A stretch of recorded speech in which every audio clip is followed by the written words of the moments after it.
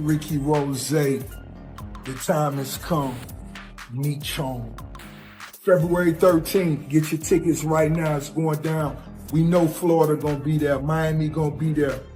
The legend himself gonna be in the building, making history. Meech, who else coming? The whole nation. Detroit, St. Louis, California, everybody. Atlanta, Georgia, ATL, stand up. Woo. We gonna make history. Who on your masters? I buy your masters. You better shut up. Rick Ross just flipped Big Meech's name into what looks like a $120 million hustle. Because you've been entertained by a lackluster, small budget series. Now it's time to do a big budget film. Which director? Shout out to my homie F. Gary Gray, Antoine Foucault, what's up? Tarantino, it's a lot of legends. This is gonna be big, I can feel it. I'm just talking. And now 50 Cent's out here laughing like he saw the setup from way back. The crazy thing is, people on the streets been whispering about this move for months. They all saw it coming, everybody but Meech himself. You ever seen anybody confront Rick Ross about you? Not in person, no. Anytime I'm around, he disappears. But is there any video of anybody like, hey, why are you running around? Ross had been flashing movie deals, talking about big projects and loyalty like it was his favorite word. But when the time came to show love, Because I'm not trying to let nobody trick me off the streets. But I never folded, never told, never will. Death before the sign, always with me. So I'm doing this for my loved ones and the support of my... He vanished, left Meech and his son hanging while he's still out here living large in his mansion, sipping champagne, and posting cryptic captions like nothing happened. Anything about Ross and his career that you have any respect for? Oh, no, there's nothing there. There's nothing there. I never wanted to work. The streets can smell a fake handshake from miles away, and this one, it reeked of betrayal. When Big Meech finally touched down from prison back in October, the city lit up. Everyone expected the real comeback, the kind that shakes the industry and reminds folks why Meech's name still echoes in every corner of the culture. No grown man on this planet. Like, I'm a grown man. Why the f I gotta feel bad for another grown man? Like, you a grown man too. What you asking for my sympathy for? Then out of nowhere, here comes Ross, loud as ever, hyping up a $120 million movie and huge partnerships ready to drop any day now.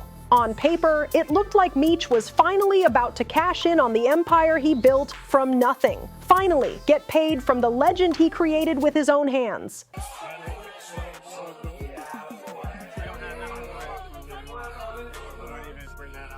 But when the smoke cleared, not one of those flashy promises turned real. Ross didn't bring opportunities, he brought optics. Used Meech's name like a stage prop just to flex on his old rival, 50 Cent. But the streets, they ain't buying it. People been saying from the start, Ross's moves are all clout, no code. Everyone knows who's really carrying the weight in this game. 50's the one building legacies, while Ross just plays dress up with the stories of real legends. 50 Cent's the one who really put BMF back on the map. He's the one who funded the BMF show, slid real money for Lil Meech's acting classes, and opened legit doors that built his career. Meanwhile, Ross was just out here selling hype and chasing headlines, using Meech's name like a hashtag instead of helping him grow for real. But even with all that smoke in the air, Meech still leaned toward Ross, turning his back on the one dude who truly had his back. That move didn't just shock fans, it rubbed a lot of insiders the wrong way. Tony Yayo even said it straight up, no filter. 50 been riding for Lil Meech from day one. That wasn't gossip. That was facts coming from someone inside the circle. Now the street's saying Meech is starting to feel that pressure for real. The money ain't flowing like before. Frustration's creeping in, and the loyalty lines are starting to blur. Folks whisper that he's finally realizing Ross only linked up with him for one reason,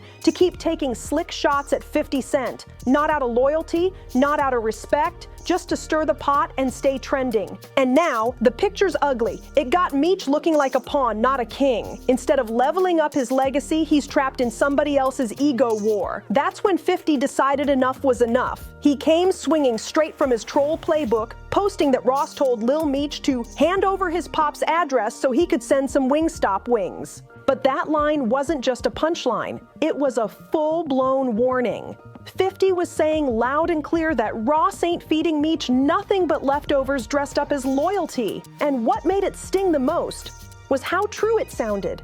Then everything exploded even harder. 50 didn't just talk. He dropped bombshells that shook the whole internet. He started spilling personal details about Lil Meech's struggles, claiming he was the one who had to send the kid to rehab himself. 50 said Meech was showing up to set wild, stumbling, and even throwing up during a weapons test, like things had gone totally off the rails. The picture he painted? A young star spiraling while everyone around him just watched. And just when people thought the mess couldn't get any uglier, boom, news breaks that cops found whippets in Lil Meech's truck. The internet went wild. 50 couldn't help but clown a little. He even joked that he had to Google what whippets were. But behind that laugh was a cold message. 50 wasn't just cracking jokes. He was showing the world that he was the only one trying to keep Lil Meech grounded, while everyone else played pretend. He made it clear. While Ross and Big Meech were out here feeding chaos and flashing loyalty online, he was the one doing the heavy lifting in real life. He said it straight. He's been acting like the protector, not the promoter. And after all that, Lil Meech still popped back up rolling with Ross, popping bottles in clubs like nothing ever happened. That move had the streets talking heavy. Now people are clowning the whole Big Meech legacy, saying that bond with Ross fell apart quicker than anyone expected.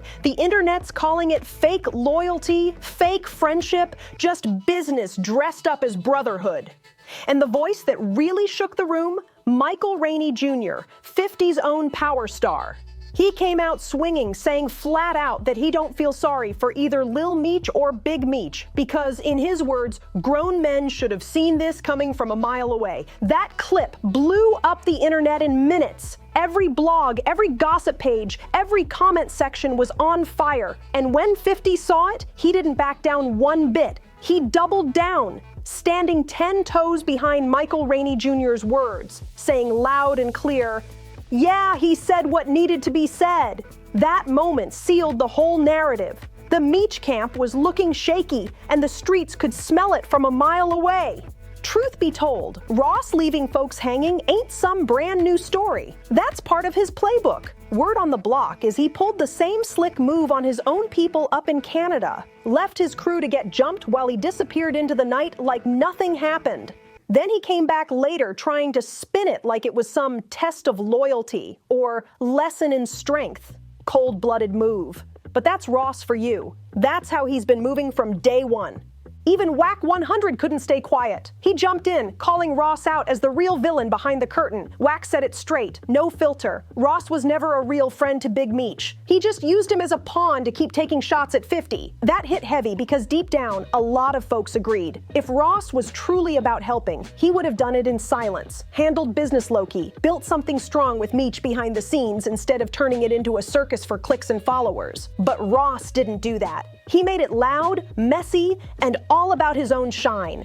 Every move screamed self-promotion. He hyped Meech up with talk about stacked bread, building empires, and taking over the game, all while parading him around like a trophy to flex his fake loyalty. Ross knew exactly what he was doing before he even made the play. It wasn't about brotherhood, it was about brand power. And now everyone sees it clear as day. Ross was never riding for Meech. He was just riding for himself. People in Meech's circle were starting to whisper, "Yo, why you running around with this dude behind the scenes?" Ross was slowly turning him against 50 Cent, the one man who actually had his back when everyone else vanished. It was fake love dressed up as loyalty, full of empty promises and smoke. Then when the spotlight dimmed, Ross pulled a disappearing act, ghosted Meech completely, left him stranded while all that hype vanished overnight. Suddenly, everybody saw the truth clear as day. Ross only rides for what fattens his pockets. And once Meech stopped being useful to that plan, he was out of the picture. Even when Meech's welcome home benefit got canceled, fans tried to point fingers at 50, But the truth hit different. It was Ross who didn't want Meech making a strong comeback. He wanted him quiet, sidelined, and dependent. While Ross played the fake hero online, pretending like he was the one holding Meech down, that's betrayal in its purest form. Cold, calculated, and straight disrespectful. What made it worse was that Meech fell for it. He traded real loyalty for a quick clout chase. Instead of rebuilding his legend, he walked straight into Ross's trap, and the fallout was brutal. The love started fading, the respect started cracking, and people stopped rocking with him like before. His image took a hit, one he might never fully recover from. Then Meech tried to clap back, calling 50 an internet gangster, saying all he does is troll behind a phone.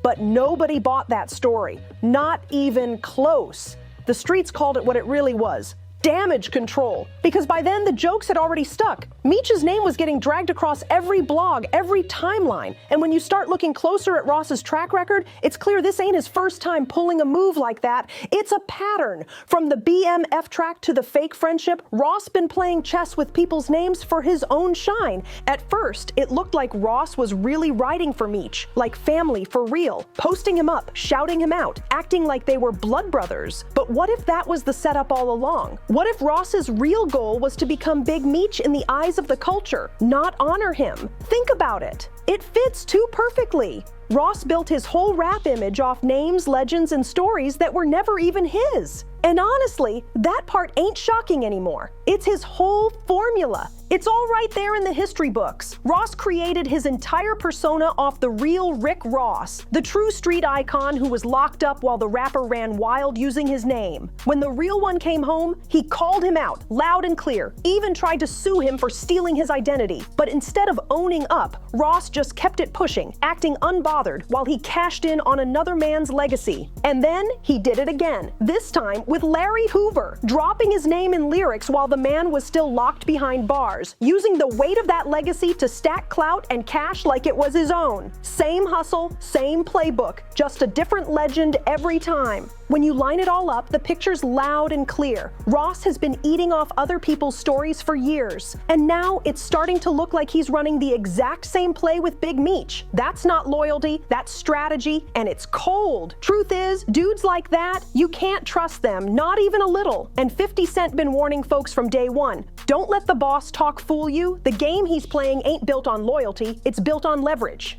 50 Cent never respected Ross as a man. And now, the receipts are piling up fast. Every new detail hitting the internet makes the whole situation look dirtier.